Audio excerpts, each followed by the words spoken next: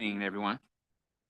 I'd like to call to order the Merrillville Community School Corporation Board of Trustees meeting this evening. And I'd like to thank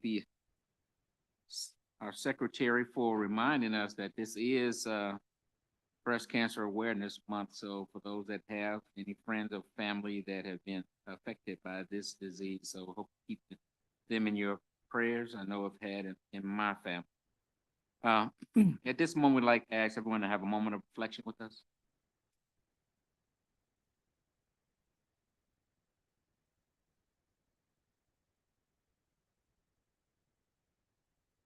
Pledge of allegiance.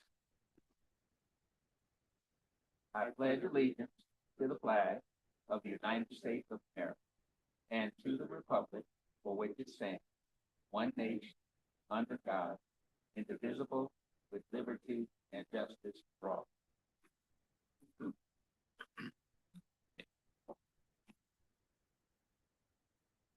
Okay, is there any public comment on the agenda items only? On the agenda items? Okay, hearing none, we're moving right along. All right, we are to the approval of the minutes for the September 23 pre and regular school board meeting. I will entertain a motion at this time. I move we approve the minutes for the September 23rd, 2025 free and regular school board. We have a move and a proper second to approve the minutes from the September 23rd, 2025 pre and regular school board meetings. Is there any discussion? Okay, hearing none, all in favor, please signify by saying aye. Aye. Any opposed, say nay. Thank you. Moving right on to presentation of claims for approval. Ms. Dameron. Thank you, Mr. President, members of the board. We have claims totaling $4,415,554.87 for all funds, and we request approval for the payment of claims as presented. Okay, thank you, Ms. Dameron.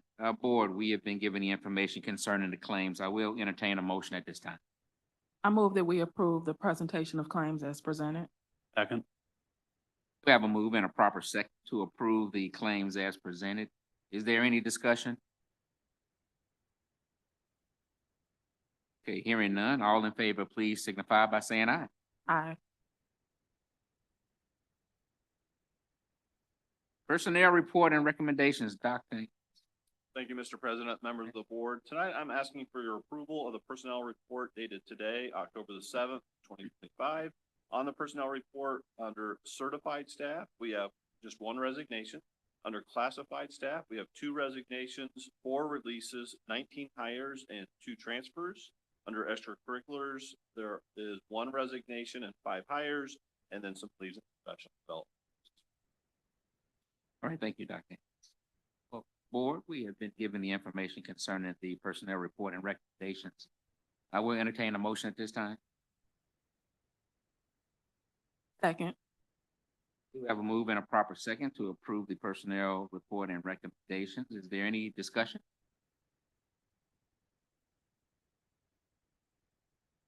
Okay, hearing none, all in favor, please signify by saying aye. Aye.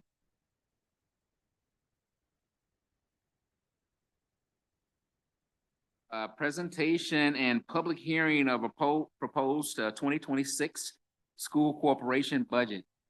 You have the floor, Ms. Dameron. Thank you, Mr. President, members of the board. I would like to pause the regular meeting in order to hold the public hearing for the proposed 2026 budgets. After the presentation, I will ask for questions and then we can resume.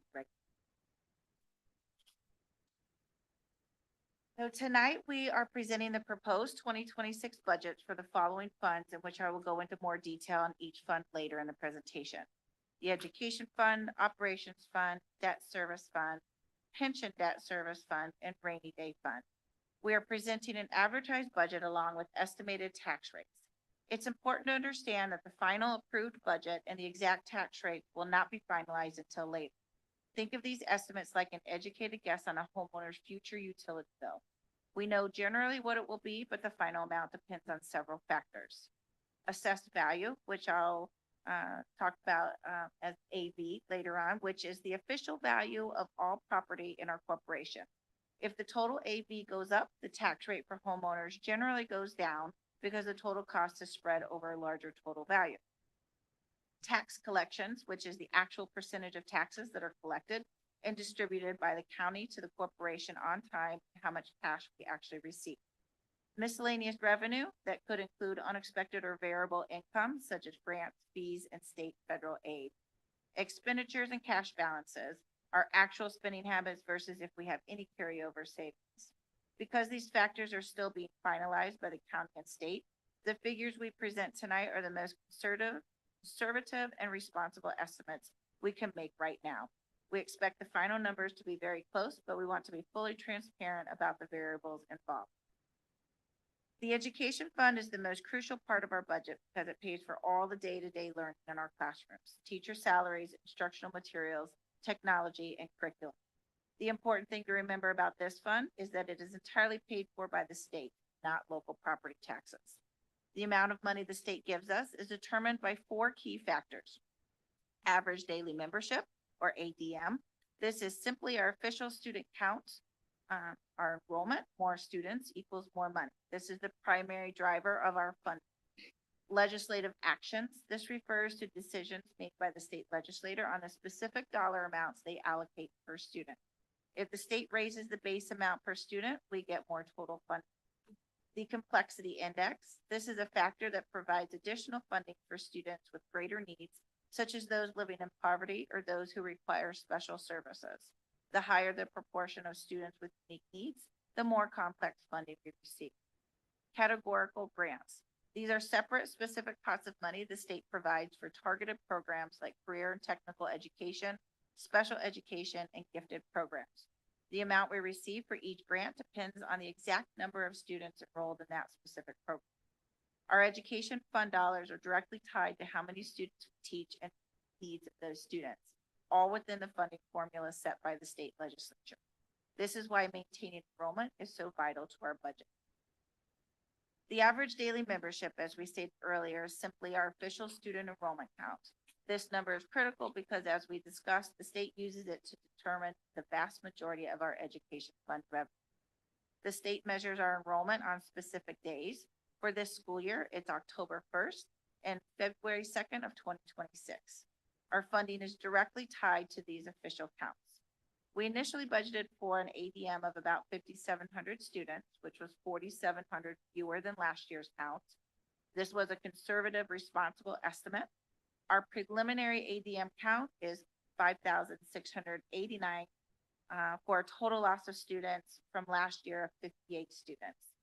This is not great news, as this is 10 less students than we budgeted for. While we lose revenue based on the per pupil formula, many of our costs do not decrease proportionally. We must now look closely at the projected student departures for the upcoming year. The forecast for 25-26 shows a dramatic increase in student withdrawals, which represents a significant challenge to our long-term enrollment stability. We have an increase of 37% in student departures. The increase is not isolated to one area. There are multiple categories that show concerning jumps. Out-of-state transfers increased 76 students, and that suggests an economic or housing trend impacting our community. In-state transfers increased by 46 students, having us evaluate our local appeal and offerings to bring the students to our corporation. Virtual student, not with Merrillville, increased by 16 students, shows a continued growth in this category. Homeschooling has increased by 8 students, and Seeds families are actively choosing alternatives to in-person public education. Unknown note shows increased by 16 students. We continue to work on determining whereabouts of these students. Expulsions also had an increase of 5 students, which suggests some behavioral challenges. Students residing in Merrillville but attending a charter or voucher school. The rise of charter voucher schools represents a significant fiscal pressure on public education, fundamentally altering how state resources are distributed. The core impact is the diversion of per pupil state funding from our corporation's budget to the choice schools, even as our corporation still bears fixed costs. The primary impact is that funding follows the student, meaning every student who enrolls in a choice school results in a direct reduction of state revenue for the public school corporation. Our public school corporation is designed with many fixed costs that don't immediately disappear when one student leaves. The loss of a student to a choice school results in a revenue reduction without a proportional cost reduction. We still need to pay for the lights, heat, building maintenance, salaries, and certain contractual obligations, regardless of whether a few dozen students leave. The cumulative loss of state funding from many students leaving must eventually be offset by cuts to variable expenses. Our data shows that as choice school enrollment and funding has increased, our corporation's ability to maintain existing service levels for the students remains severely challenged. The growth of this choice school program has effectively created a dual funding system where our corporation's state funding is reduced by an amount that has rapidly grown for choice schools and since 2013 without a state imposed limit. This leaves the public school system with the difficult task to maintain high quality education for all remaining students with a shrinking pool of per pupil funding.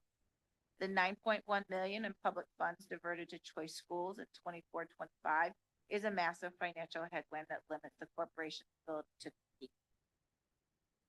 This chart, Choice Scholarship Award amounts by Corporation of Legal Settlement, tracks the public schools legally designated for students within our corporation, but diverted to private schools. The annual amount of public money diverted to the Choice Scholarship Voucher Program has accelerated significantly, nearly quadrupling in the last 5 years shown. The most significant jump in funding began in the 21-22 school year, crossing the 2 million mark and accelerating to nearly 4.8 million by 24-25. The total public funds diverted by this single program from 2015 through 2025 has surpassed 21.7 million. The basic tuition support is the most critical and largest source of funding for Indiana public schools. It is the state's way of ensuring every student has a baseline amount of money to pay for classroom expenses, regardless of where they live. It's important to know that local property taxes no longer fund the core day-to-day operations of the educational funds. The state provides that money through this formula. The formula is essentially the sum of two main parts, the foundation grant and the complexity grant. The foundation grant is the base amount of money every student generates for their school. The foundation amount is a dollar figure set by state legislator in the biennial budget. It is the minimum amount the state believes it takes to educate one general student for 1 year. The ADM, the official count of student enrolled in our school corporation,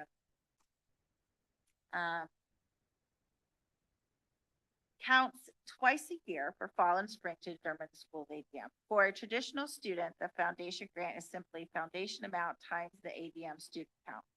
The entire system operates on the principle that funding follows the child. When a student enrolls, the public school receives this foundation amount. When a student leaves to a charter school, a public school, another corporation, or a private school using a voucher, the funding goes with that student to their new school. Curriculum material funding in the initial 2023 law, House Enrolled Act 1001, had eliminated textbook fees for families and established a temporary separate curricular materials fund with a set annual appropriation initially at $160 million. However, the 2025 legislative session changed the structure to include the funding into the foundation amount. The law repealed the separate curricular materials fund and is now treating the cost of textbooks and other materials as a routine cost of educating a student, which is covered by the per pupil foundation amount. Legislators stated the goal was to make the funding for curricular materials permanent and allow it to grow automatically if the overall foundation grant is increased in future budgets. For a school corporation, this change has a dual impact on how funding is viewed and allocated. As we talked about earlier, the total foundation grant for the school appears higher because the curricular materials money is now included into the base number. This looks like a bigger increase in per pupil funding than it is. The funding is no longer an additional separate reimbursement that a school applies. It is now a fixed component of the school's education fund revenue. Because the cost of the curricular materials can fluctuate greatly, schools must ensure they set aside enough of the foundation grant money to cover these mandated material costs before allocating funds to other critical areas like teacher compensation. It makes the overall percentage increase in the foundation grant look larger, masking the actual education revenue increase. Not all students cost the same to educate. Students facing poverty, language barriers, or significant learning challenges require extra services and staff. The complexity grant provides this essential adjustment. The state uses a statistical measure called the complexity index for each district, which is based on the percentage of students who qualify for federal benefits like SNAP, TANF, or in foster care. The higher your corporation's complexity index, the more low-income students you serve, and the more funding you receive per student to support them. It is important to know that the state's total spending on tuition support is always capped by the amount the General Assembly appropriates or allocates in a two-year state budget. Even if the calculated formula suggests a school should receive more money, the total amount distributed to all schools combined does not exceed the legislative appropriation.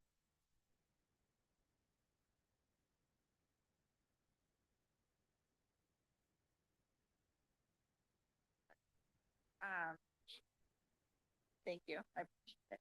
When reviewing the historical funding information, you can see that the Basic Grant Foundation has had a steady growth while the complexity has a significant decline. Overall growth per pupil funding has increased by 2009 or 33.95% over the past 13 years. The state formula has shifted funding priority from needs-based support to general-based support.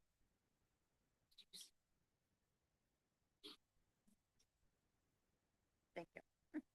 The total state support for a corporation is projected to increase by a net amount of $999,675 or 1.95% from fiscal year 25 to 26.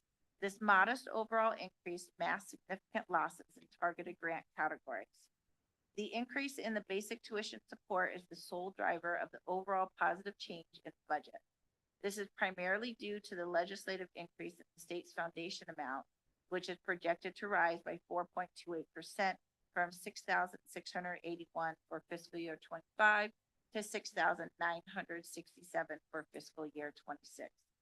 The corporation is projected to experience a loss in every targeted categorical grant category, with the largest losses coming from the complexity grant and academic performance grant. Our corporation has experienced a formula-driven revenue squeeze where the overall budget benefit from the state's increase to the general per pupil basic tuition support is being counteracted by significant cuts in targeted high funding. The net 1.95 increase will be largely directed towards general operations of the education fund, with less state funding available for essential support programs for low-income, special education, and high-achieving student groups. We will now discuss the 4 categorical grants in detail and compare their funding from last year to the projected funding for this year. The analysis confirms a significant negative trend across all 4 targeted grants, meaning our corporation is projected to receive less funding in every specialized program category, despite the overall increase in the basic tuition support. The academic performance grant is the largest percentage cut and represents a major drop in performance-based funding. This grant rewards schools for students who achieve high standards, such as earning honors diplomas, passing AP exams, or achieving specific scores on certain state assessments. The sharp 28.34% reduction likely reflects a decrease in the number of students who qualified under the state's specific performance metrics from the prior year's data. This reduces the flexible incentive-based funding that often goes directly to high school programs or rewards high-achieving student populations. The NESP grant is a minimal reduction tied to the cost of educating English learners and is based on a per-pupil formula with tiers for higher concentrations of EL students. The change of only $617 suggests a very slight decrease in the number of identified EL students in the corporation's most recent count. Similar to the special education grant, this funding is minor compared to the total cost of providing English language development services, but the loss contributes to the overall reduction in targeted grant support. For the special education grant, the funding rate for 3 of the 4 categories is decreasing by approximately 0.54% to 0.58% per student. While the dollar amounts are minor, any reduction in per pupil funding for mandated special education services requires the corporation to cover the difference with basic tuition support funds. The reduction of 67 per student with severe disabilities is the largest loss per pupil in dollar terms.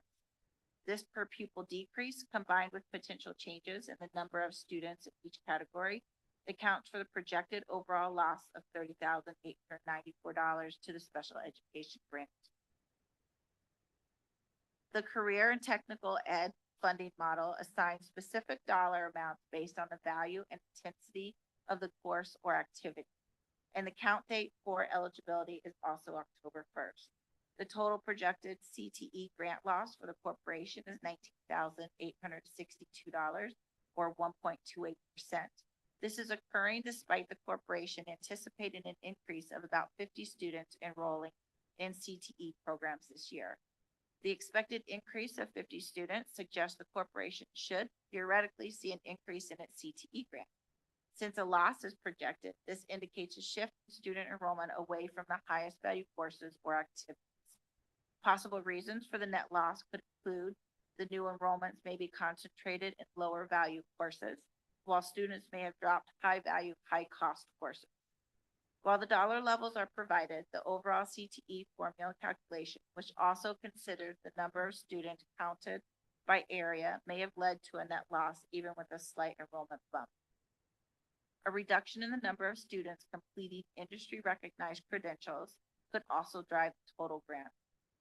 Our corporation needs to review its CTE recruitment efforts on ensuring students enroll in and complete the high value level 1 and 2 courses, as these are the most heavily weighted categories and provide the most robust state support for the program. The education fund expenditures. This is one of the most important topics for school boards and community members in Indiana. The separation of school funds, specifically the education fund and the operations fund, dictates how every state dollar can be spent.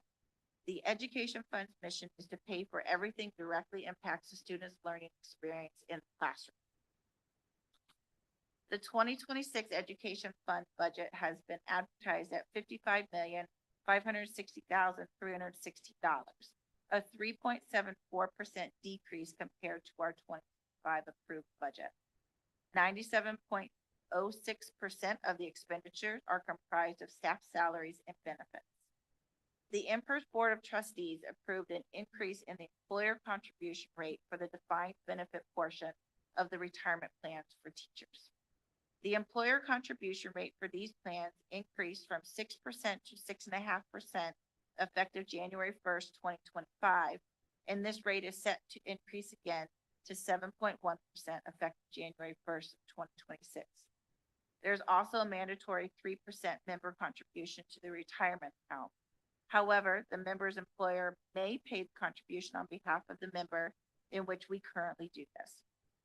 So the total contribution percent has increased from 9.5% in 2025 to 10.1% in 2026.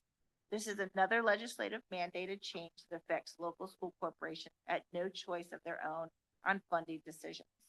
School corporations must absorb this cost, directly reducing the funds available for other operational needs like teacher salaries, supplies, or facilities. The recent Indiana legislation, specifically Senate Enrolled Act 146, alters the financial plan for school corporations by mandating a higher percentage of funding be dedicated to teacher compensation. The new law, effective June 30th, 2025, makes two major changes to teacher pay requirements. The minimum teacher salary must be at least $45,000 annually, and a school corporation must expend at least 65% of its state tuition support on teacher compensation. This is an increase of 3% from last school. For the purpose of meeting the 65% mandate, teacher compensation is a broad category defined by the state. This is important to understand what can be included in the 65% when structuring our budget. The base teacher salary, along with any pay for extracurriculars, department head roles, coaching, and certain one-time payments. The school's cost for all teacher benefits, including health, dental, and vision insurance premiums, and the employer's portion of the teacher retirement fund contributions. Since 65 cents of every dollar of state tuition support is now tied up in teacher compensation, the remaining 35% must cover everything else within the education fund, including non-teaching staff salaries and benefits, textbooks, technology, and general classroom supplies. Assessed valuation is the total dollar value assigned to all taxable real property, land and buildings, and business personal property within the Maryville School Corporation geographic boundaries. In Indiana, AV is meant to reflect the market value in use of a property determined by the county assessor's office and adjusted annually based on local sales data. The school corporation does not set your property's AV. It simply receives the certified total AV from the county, which is the denominator in the tax rate calculation. For school corporations in Indiana, state law dictates a limited number of funds that rely on local property taxes. For our school corporation, this includes our operations fund, debt service fund, and pension debt service fund. The tax rate is the primary mechanism that links AV to the amount of money the school corporation collects. It's an inverse relationship.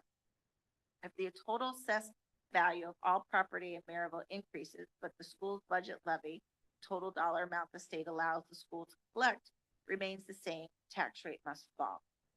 AV decreases, the tax rate must rise to collect the approved levy amount.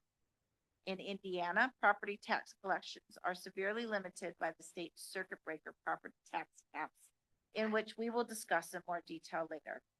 A rising AV can actually increase the burden of the circuit breaker because it raises the gross tax amount being calculated.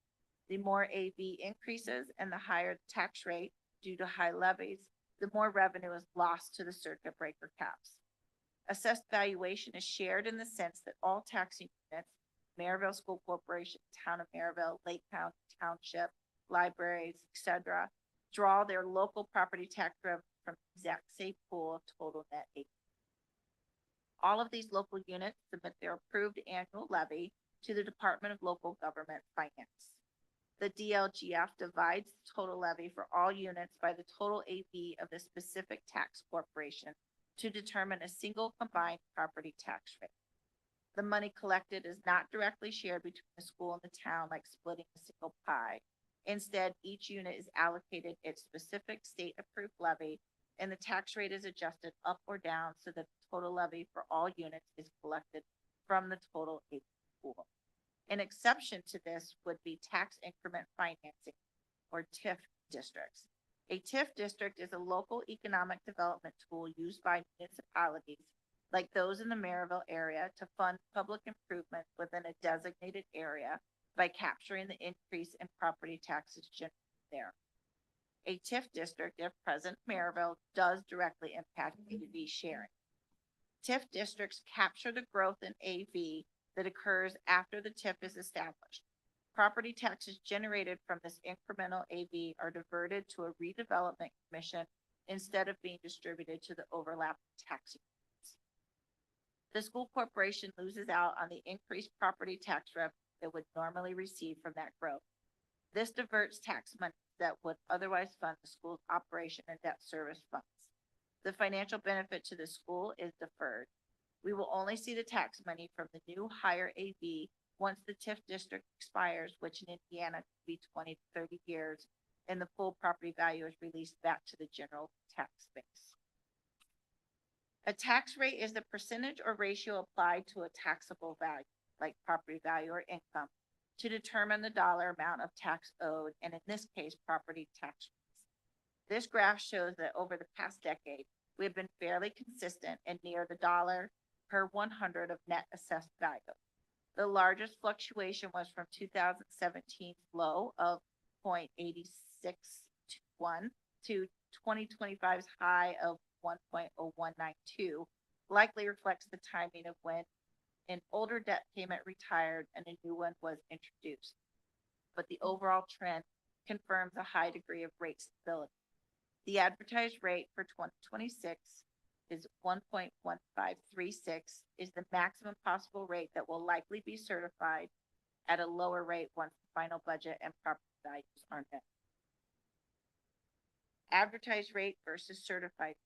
The two rates represent different stages of the annual budget cycle, the planning stage and the final approval stage. The advertised rate is the local units of government legally establish a budget ceiling when they advertise. They advertise a higher rate than they expect to need to create a cushion.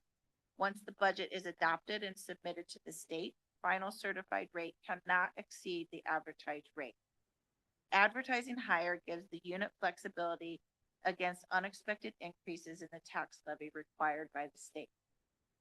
The final actual tax rate referred to as the certified rate is the approved tax rate as determined by the Indiana Department of Local Government Finance in late December or early January. This is the rate taxpayers will actually see on their property tax.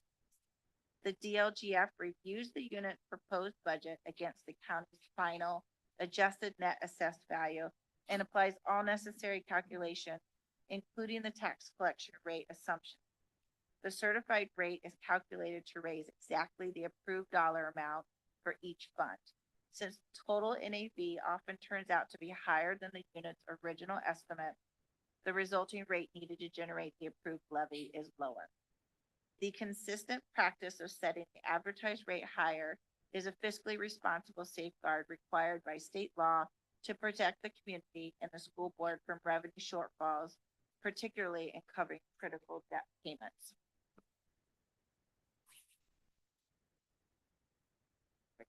No, so sorry, I know. I'll continue on. We're on slide 18. I did print up board packet. The operations fund is the local property tax supported fund that pays for a school corporation's non-classroom expenses. This is the portion of the local property tax that is subject to sharing. It covers major fixed costs like overhead and utilities, facilities and grounds, transportation, capital and equipment, and central administration expenses. What is a max levy? The max levy, short for maximum levy, is the maximum amount of property tax revenue a local tax unit, like a school corporation, is legally allowed to collect in a given year through property taxes, or voters would need to approve through other resources like a referendum. Why is max levy important? It controls the local property tax burden by setting limits on how much schools can tax property owners without voter approval. It helps school corporations plan their budgets based on the expected tax revenue.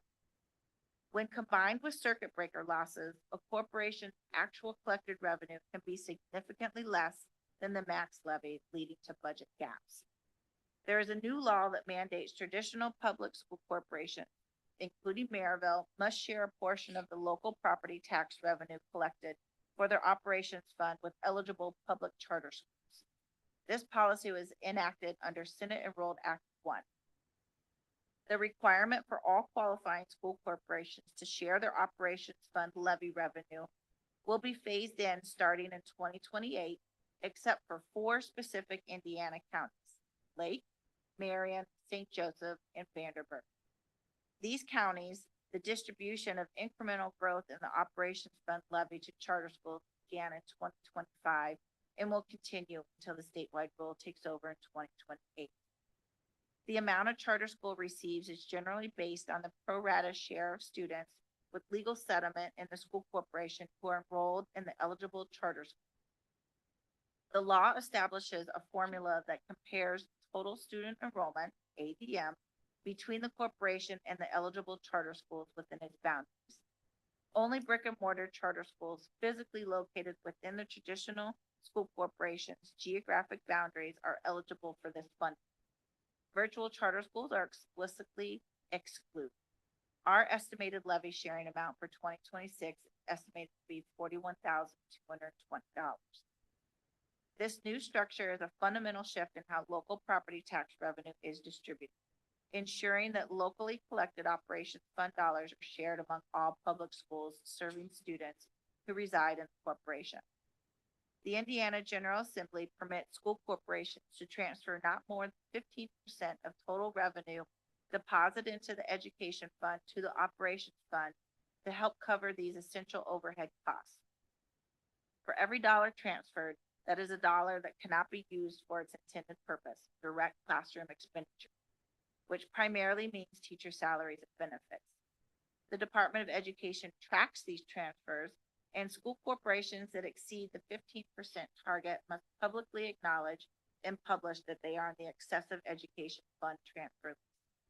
We have not had to transfer from the education fund to the operations fund the past 2 years. We do not plan to transfer for 2026 at this time. Let's now talk about circuit breakers. What is the circuit breaker in Indiana? The circuit breaker is a set of property tax caps that limit the amount of property tax a homeowner or property owner pays relative to the assessed value of their property. The caps apply to different types of property. Primary residences, which is capped at 1% of assessed value, other residential property that is capped at 2%, and commercial and industrial property that is capped at 3%. These caps were designed to protect taxpayers from skyrocketing property taxes by limiting their ability. Their liability, not ability. When property taxes exceed these limits, the government entities that rely on this property tax revenue, like school corporations, municipalities, and counties, get paid less than what was originally levied. As property values go up, the amount of property tax that should be collected increases. But because of the caps, homeowners don't pay beyond their limits. The difference between what should be collected and what is collected is the circuit breaker loss. Since schools in Indiana rely heavily on property taxes, growing circuit breaker losses translate to less money for classroom instruction, staff salaries, and student programs. Merrillville Community School Corporation is expected to have a $3 million circuit breaker loss in 2026. The revenue losses due to the circuit breaker can lead to several challenges for school corporations and their communities, as it can create budget shortfalls, the potential for referendum, and program cuts. It can also have a community impact with budget constraints that can lead to larger class sizes and reduced services. Going to slide 19. We have advertised a budget of $21,870,200 for 2026, which is a decrease of 17.37% from 2025 and a tax rate of 0.4775. The pie graph shows the percentages for expenditures in the operations fund, and as you can see, it's roughly 58.38% of this fund is for salaries and benefits. This is also inclusive of some increased costs of roughly 35% increase for NIPSCO utilities. The approved NIPSCO rate increases pose a significant direct financial challenge to all school corporations in northern Indiana, primarily because utility costs are a major expense paid from the severely constrained operations fund.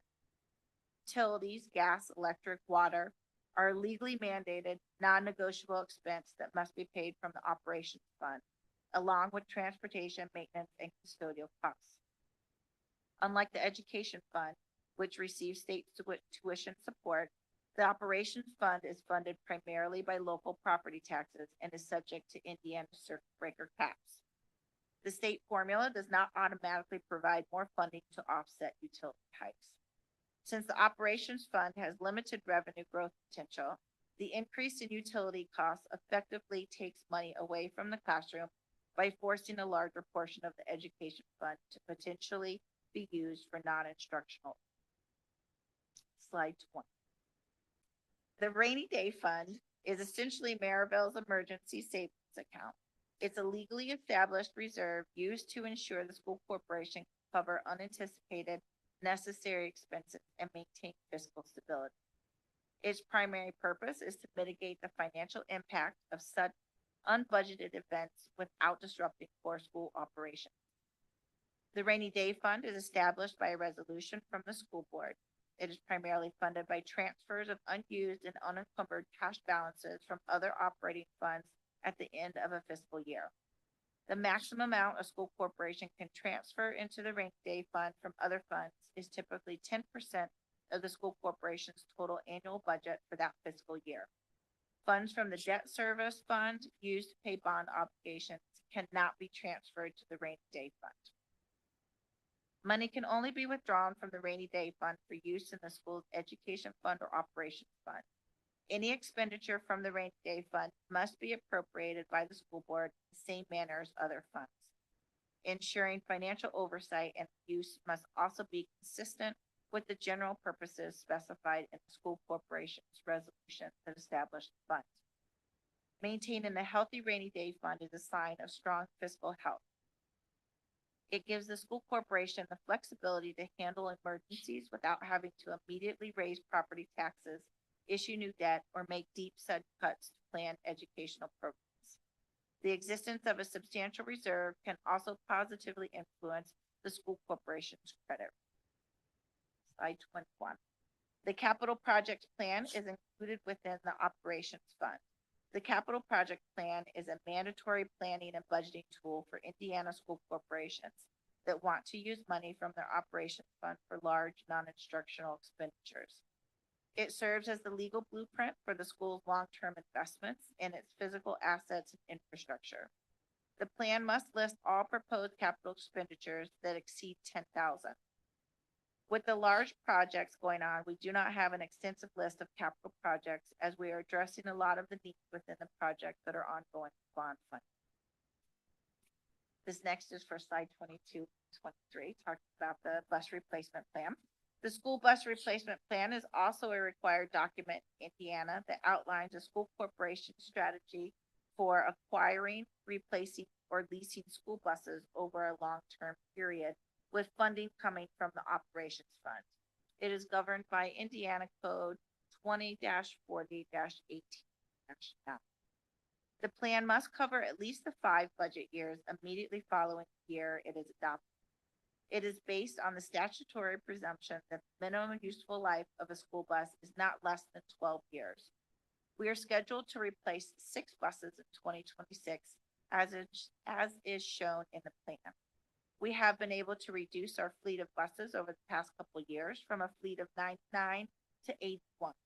This is due to moving from 66 passenger buses to 78 passenger buses when we replaced them. Also, with our declining enrollment, we did not need as many spares as we had. Slide 24, the debt service. The purpose of the debt service fund is to pay principal and interest obligations on our outstanding debt as listed in the budget book. Unlike other school fund levies, the debt service levy typically has no tax rate or levy limit, as its rate is dictated by the annual repayment schedule for pre-approved debt, bond, or leases.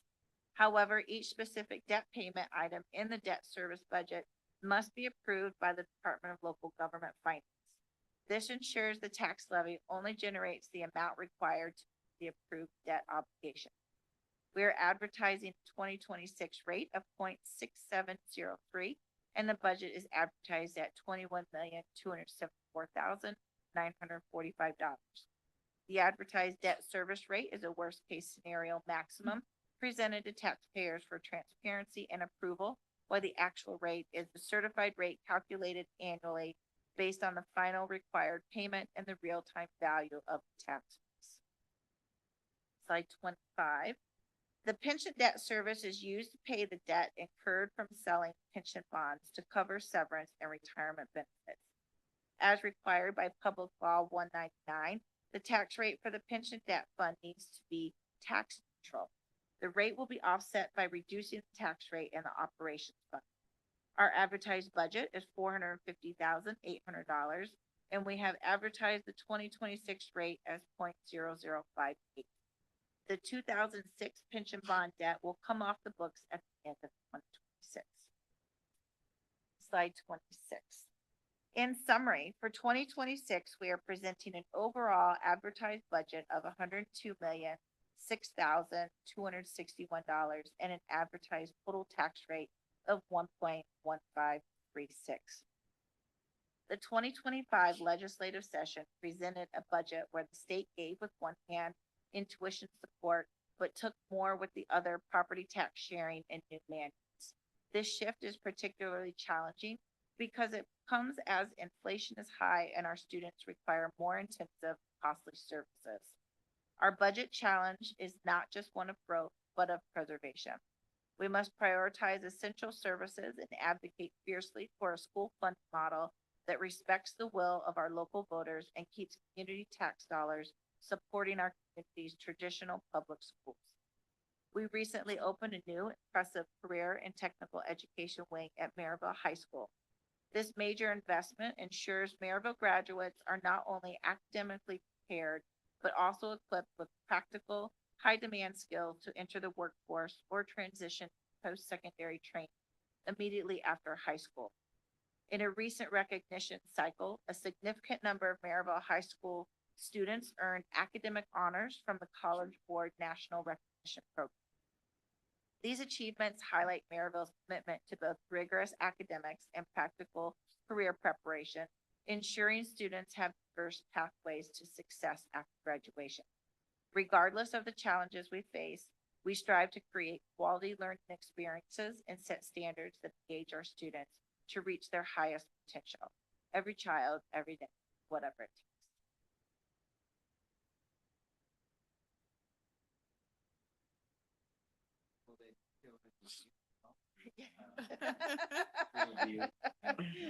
I think at this time, we do, take questions, right, being a public hearing. All right, so if anyone has any questions, concerning the budget, Ms. Dameron, please, I'll ask you to come to the podium back there.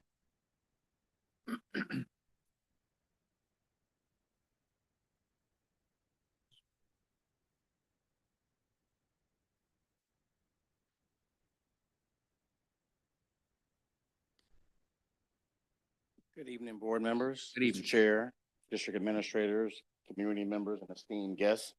My name is Maceo Rainey, community member and also a vice president of the Prairie Creek Homeowners Association located here in Merrillville, Indiana. Based on the budget projections that was presented to us this evening and the dynamics that surround them, especially as it impacts the educational fund and the operating fund as well. Switching gears to the will of local voters. We noticed that there is a spike in discipline in terms of students that are suspended out of school within the district. Is there a possibility that some of those operation fund dollars, or even for that matter, education fund dollars, can be used to staff in the capacity of a behavioral intervention specialist or someone that is skilled and qualified to deal with young people in crisis that would prevent a spike in disciplinary problems? Remember a couple of weeks ago when the principal stood before us and gave us a analysis of their school improvement plans, discipline seemed to be a recurring issue. So I wanted to, under the spirit of the will of local voters who will actually pay the property taxes that will ultimately support our school district, the opportunity for student support specialists in the form of behavior specialists, people who are trained in crisis intervention, to be able to supply levels of support so our students can remain in school, and most importantly, serve as a direct competition for local schools that are looking to set up charter schools, even micro schools that are seem to be a hot topic of such, all of which represent an existential threat to the survival of the school district if monies are being siphoned from the operational fund and from the school district to these charter schools, these vouchers, and these upcoming micro schools. Can anyone speak to that notion about hiring those potential behavioral specialists to support our students in the district, and also the plan to circumvent charter schools and micro schools from siphoning students and monies away from the district? Yeah, from a budgetary standpoint, we can have Ms. Dameron discuss budget overall view, but I would think we'd have Dr. Suggs talk about what's already present in the school system for disciplinary action, what steps we take, several steps before we student is expelled, but I'll let you decide who wants to go first with that. Currently have a number of internal avenues in which we can exercise. We're helping to redirect students, interventions ranging from our MITS program, which focus on social and behavior matters, along with our social workers who are assigned at each school. We also have certified, qualified staff that reach out to every student we have in the form of whether it's an administrator or a teacher. But I guess to answer your particular question regarding behavior specialists in every particular school at this particular time, due to financial means which were communicated to you, we cannot afford to, hire or I should say, direct funds to, in those particular areas specifically, which is why we try to utilize the staff that we currently have, i.e. social workers, guidance counselors, depending on what particular level of education you're at, to the best of our ability to help in those particular areas. But we try to reach out and touch every child to the best of our ability. It's just in public education, this doesn't only affect Merrillville, but this affects public education in general. We are at a point where we're being almost crucified as far as funding is concerned. Because it's a different agenda. It's beyond our means. And as far as the budgeting goes for that, because it would be educational and work directly with students, it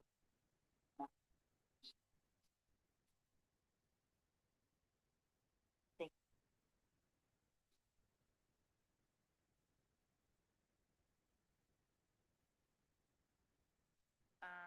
Out of the 21 operation? points, oh, as far as the operations, it was like Mhm. 41,000 to charter voucher schools for property taxes. But I think it may state be, I think support it was, is I think it was 21. a breaker, it might have breaker, Circuit breaker tax losses loss, are right, 3 million, 3 million. 3 million 3 million. for circuit breaker losses.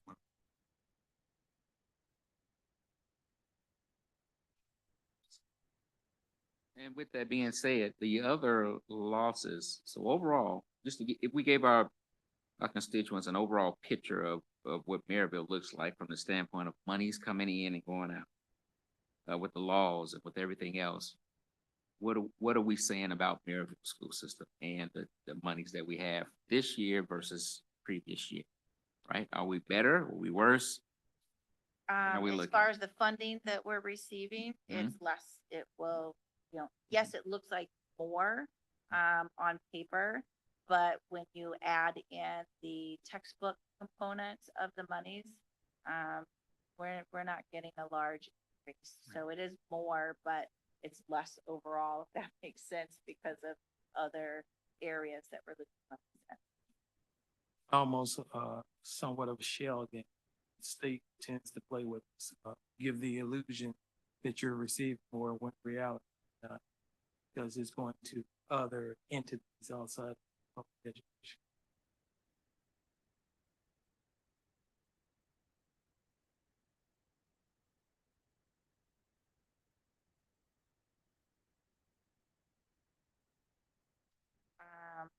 Unfunded mandates like from the state.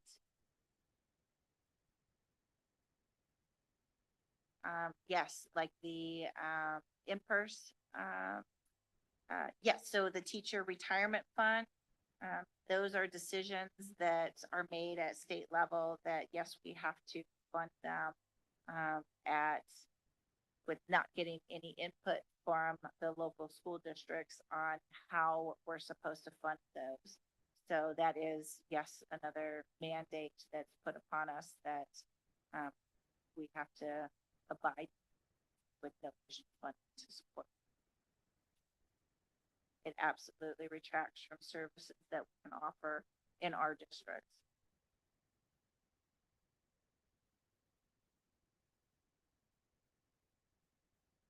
TIF is all, the TIF district conversation is always a big, right? It is. And I think you mentioned that we have a 20 or 30 year, sometimes 20 or 30-year TIF, right? That can affect how much money we receive.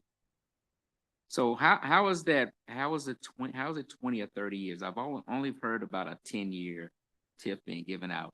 What are the circumstances that take a normal TIF and then expands it or extends the years that would fall within this category? That gets into a super lengthy, Mhm. conversation, and it's very confusing, but it would be dependent upon the town when they get their leases to do the improvements to the buildings. So kind of like our bonds that you repay and have a longer period to take over. So it could be 10 years that they did, but it could be, up to 20.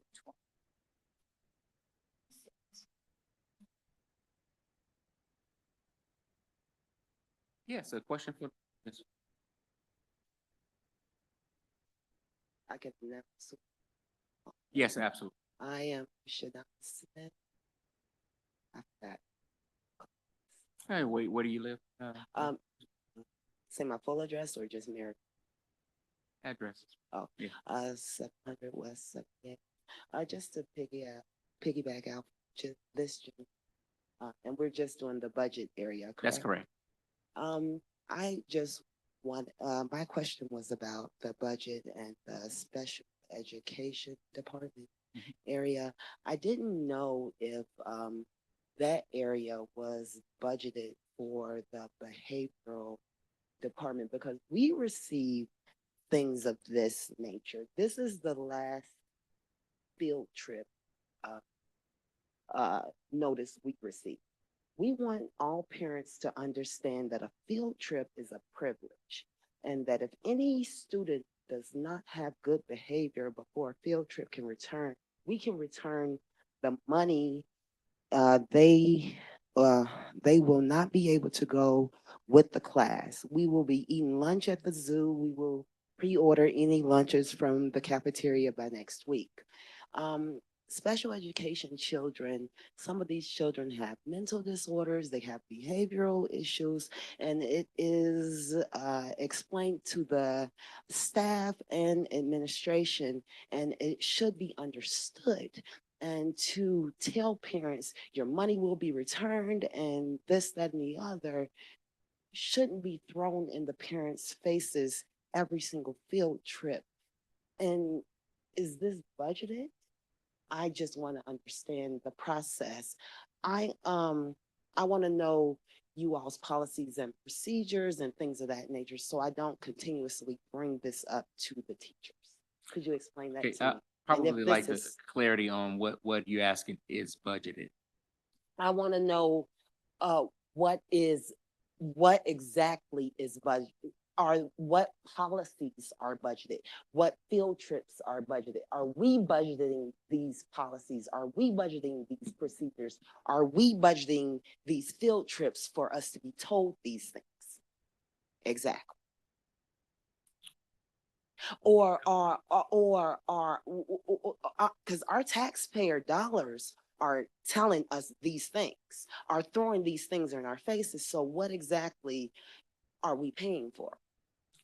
All right, that's a, To answer your question, no, this particular presentation is not pertaining to what you're speaking of. However, if you could wait a couple minutes after the board meeting is over, Dr. Taylor, who facilitates the approval of all of our field trips, can answer that particular question that you have regarding the funding process. Dr. processes. Marnita Taylor. Yes, Dr. Taylor. Oh, fantastic. Yes, ma'am. Have another comment in the question that hopefully I can get some feedback on. Again, in the spirit of the will of local voters and homeowners in this community, mentioned earlier about the notion of the operating fund being funded by local property taxes.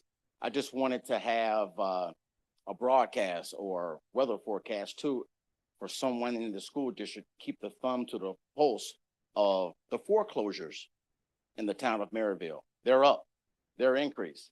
So if betting on the house for operation fund monies based on local property taxes, if there's this idea that the foreclosure rate in this community is on the increase, I think that's building a house on sand financially.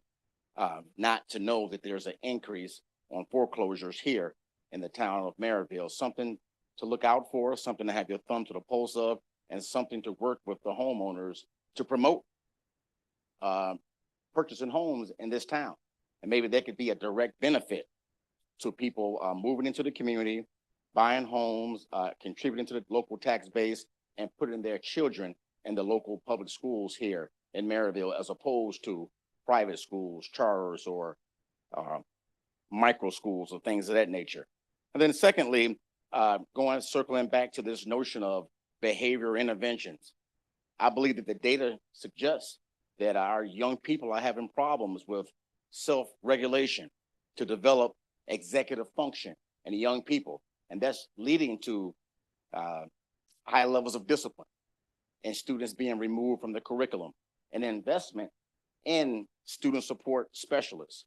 And I just threw out the idea of a behavioral specialist or someone that's a life coach in the schools, or someone opposite of a guidance counselor or a social worker who's skillful and trained with crisis intervention, helping young people develop self-regulation and executive function, could possibly be a remedy to discipline, and more importantly, an added layer of support for young people as they grow from childhood to adolescent, and from one level of academic training development to the next. Something for consideration, but I do not want that idea to fall off the weight off the table because of budgetary concerns or issues with funding. Our children should come first.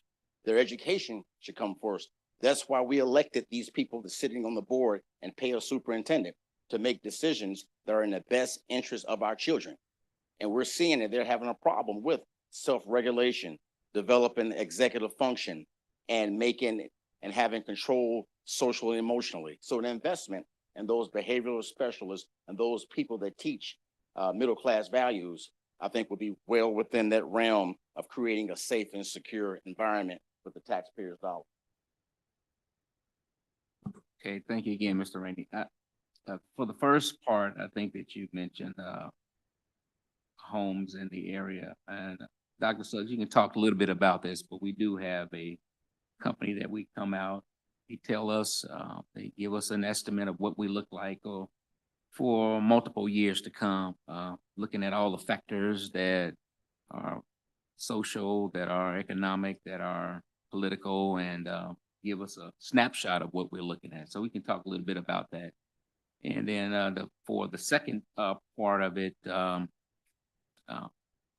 think from a budgetary standpoint, we are always looking to how we can better our children. If there's how we shift money creatively and things of that nature, we've done a few things in the recent years that put together. I don't even how you say the word medullary rooms.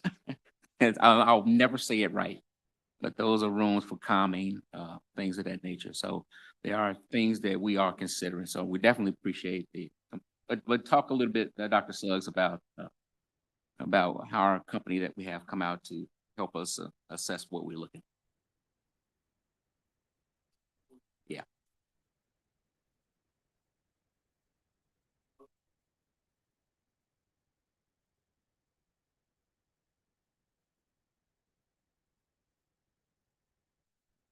With trend that's happening in our school population.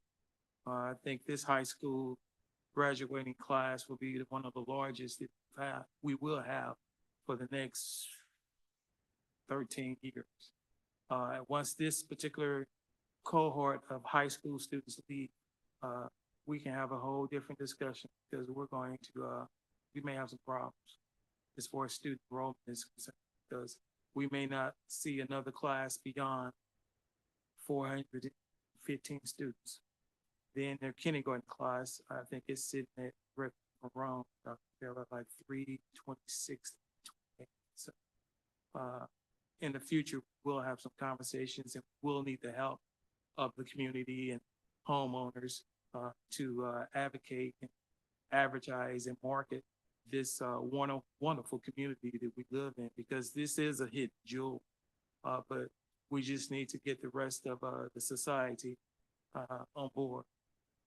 Some of the things we will be able to control, some of the things we will not be able to control, but it's going to be important that we work as a unit, because of course we all know as the school corporation goes, so does this town. So we have to be aware, and we have to be wise, and we appreciate what you have done, dedication that you have shown, not only to our school, but to our community. The advocacy, advocate on behalf of the school and also on behalf of the community. Really appreciate it. And we hope that you continue that partnership, moving. Thank you, Ms. Dameron. Thank you again for the presentation this evening. Kim, we don't have a board decision to make tonight. It's just open work. Oh, all right, so at this time, we will close public hearing and resume our regular board meeting. Thank you again. All right, recommendations to approve the auction request, Ms. Dameron. Good to hear from you one more time Yeah. tonight. Thank you, Mr. President, members of the board. We're requesting approval for a standing authorization effective each school year and up to 2 auctions going forward to dispose of items deemed non-auctionable. Craft Auction has advertised that due to the volume of assets available, up to 2 auctions per year in May and October would be sufficient. Currently, our maintenance warehouse is at full capacity, and retaining non-value items is hindering department operations. Items such as wooden desks, outdated furniture, or damaged equipment hold no market value and would not be accepted at auction. For accountability, we propose a standardized process that is outlined in your board packet this evening. This streamlined process will eliminate delays caused by repeated disposal requests while ensuring transparency and oversight. So we are requesting, I'll summarize it. So All right. We're requesting authorization to have at least 2 auctions each year going forward in May and October, and any items that would not sell in an auction, we can dispose of in other ways.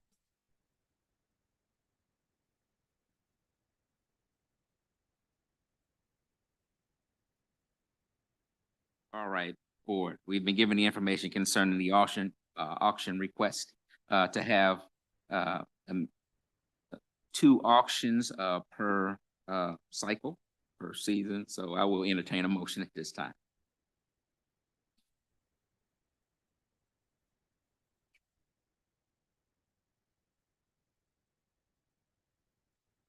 Okay, we do have a move and a proper second to approve 2 auctions going forward of those items that are deemed non-auctionable. For the items that are deemed auctionable. Is there any discussion? Okay, all in favor, please signify by saying aye. Aye. Any opposed can say nay. Thank you. Okay, recommendation to approve the fundraiser request, Dr. Suggs. President, members of the school board, Merrillville High School dance team, POMS, will hold a kids camp October the 14th through the 17th, 2025. Proceeds will be used to purchase team uniforms, bows, and shirts. Merrillville Spring Boosters will hold a paint night October the 15th, 2025, and a Clover Spirit Night November the 12th, 2025. Proceeds will be used to support team activities and orchestra fees. Merrillville High School Culinary Club will hold a cooking class for making pasta and cookies October the 22nd, 2025, and on November the 12th, 2025. Proceeds will be used to support travel, competition expenses. We are requesting approval of the fundraisers presented. Thank you. Board, we've been given the information concerning the fundraiser request. I will entertain a motion at this time. I move to approve the fundraiser request as presented. Second. Okay, we have a move and a proper second to approve the fundraiser request as presented. Is there any discussion? Okay, hearing none, all in favor, please signify by saying aye. Aye. Any opposed? Okay. Thank you. Right, then recommendation to accept the donations, Dr. Suggs. Thank you, Mr. President, members of the school board. Donations from Jessica Miggins, Merrillville, Indiana, donated $150 to Merrillville High School HOSA Club.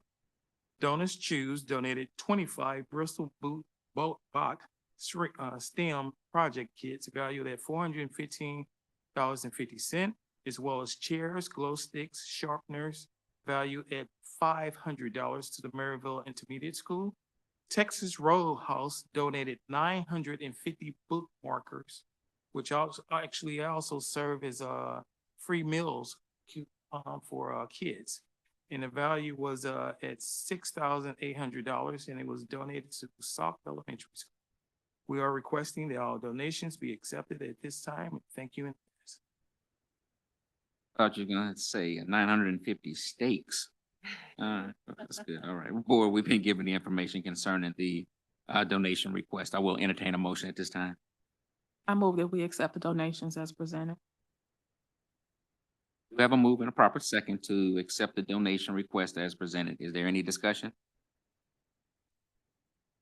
Okay, all in favor, please signify by saying aye. Aye. Any nay? Approved. All right, thank you. We're on to additional business and community concerns, though. Dr. Suggs, anything additional from your seat? And now we on to the community. Any community comments? Right. Good evening, everyone. Even.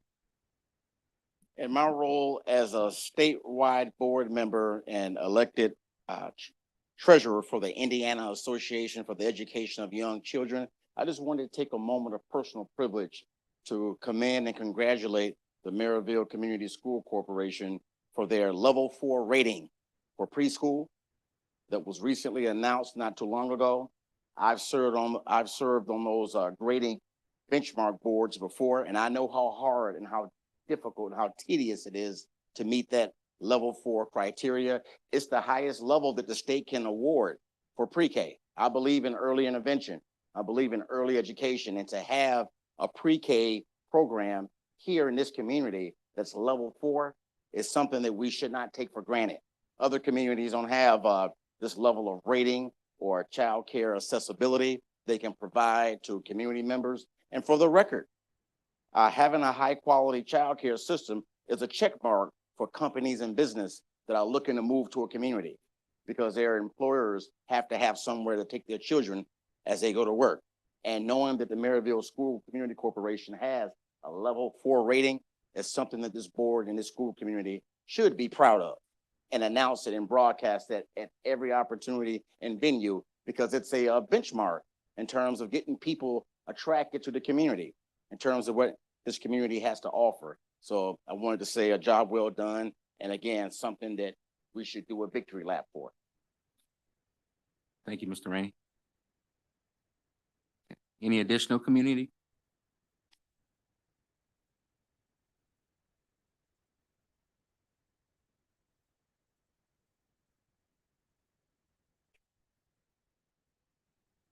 You can just give your name.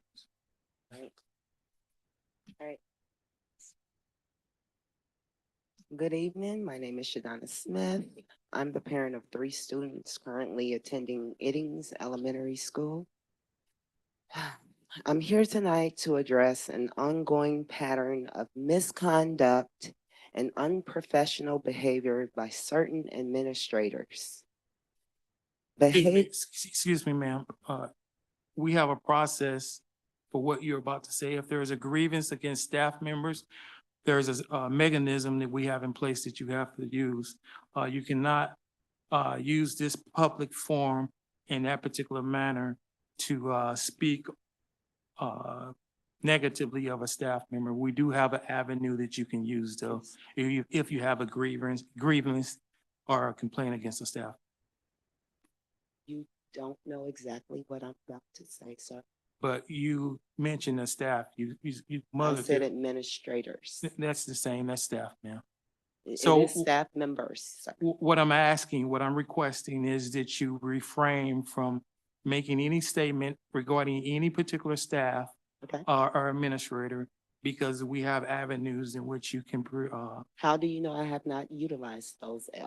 I have not admin- spoken with you, ma'am. You have not spoken with Correct. me. How do you know I have not requested to speak to you, sir? If you have not spoken with me yet, ma'am, you have I not have utilized the requested to avenue. speak to you, sir. Okay, ma'am, well, we can meet after this and we can have a conversation now.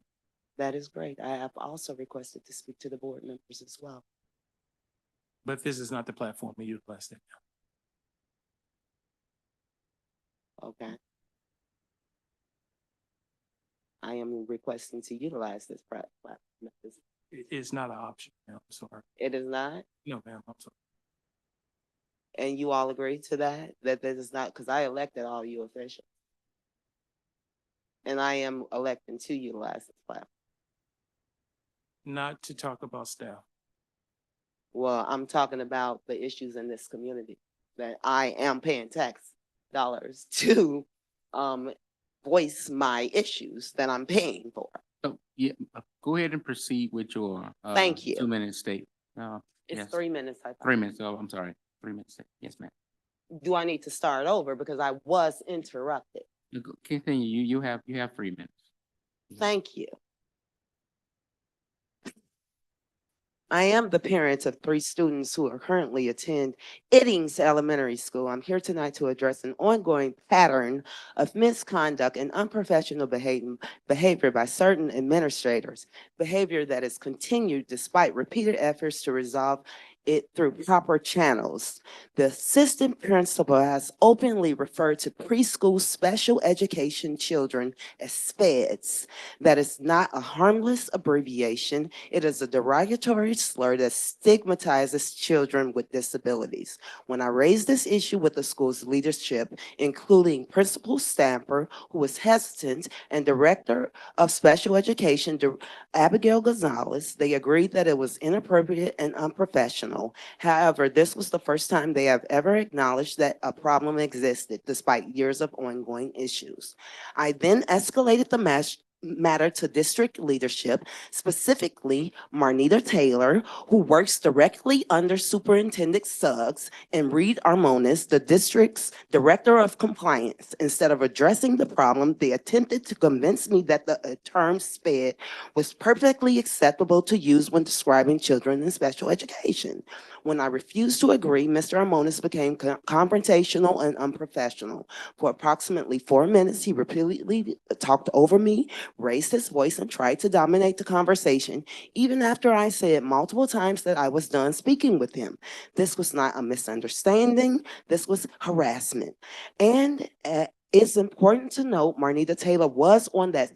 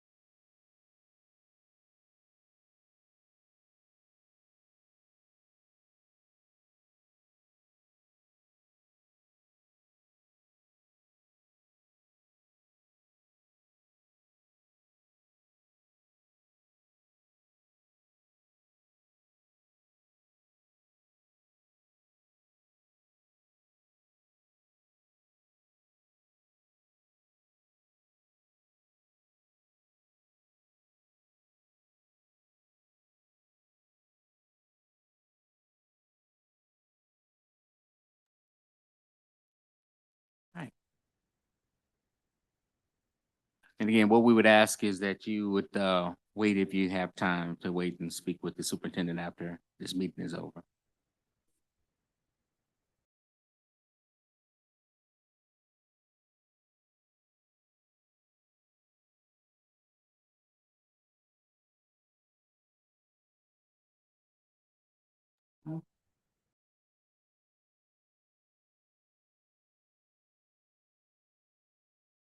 Absolutely, no problem.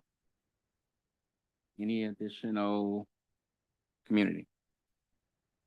All right, board. Second. Have a move and a proper second to adjourn the meeting. Any discussion? All right, all in favor, please signify by saying aye. Aye. Opposed can say no. All right, thank you.